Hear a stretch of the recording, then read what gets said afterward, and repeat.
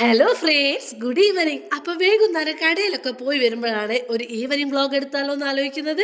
അപ്പോൾ ചെക്കൻ അവിടെ മിഠായി കഴിക്കുമ്പോൾ അമ്മ ഇവിടെ ബ്രൗണിയാണ് കഴിക്കുന്നത്. അതൊക്കെ കഴിഞ്ഞ് ഞാൻ എൻ്റെ യുദ്ധക്കളത്തിലേക്ക് കിടക്കുകയാണ്. അപ്പം ഞാൻ ഇന്ന് ഇത് വെച്ചിട്ടാണ് ഇവിടെ ഒരു കലാപം സൃഷ്ടിക്കാൻ പോകുന്നത്.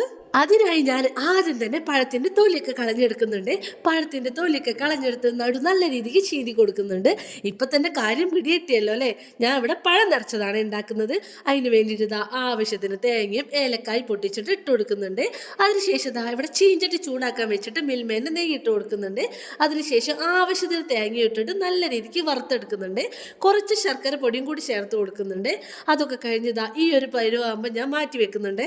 ആ മാറ്റി വെച്ച തേങ്ങേൻ്റെ ഫില്ലിങ് ഇതാ ഞാൻ ആ പഴത്തിലേക്ക് നിറച്ച് കൊടുക്കുന്നുണ്ട്. അങ്ങനെ 4 പഴത്തിലേക്ക് നല്ല രീതിക്ക് നിറച്ച് കൊടുത്തിട്ട് ഇതാ അതിന് വേണ്ടിയിട്ടുള്ള ബാറ്റർ ശരിയാക്കി എടുക്കുകയാണ്.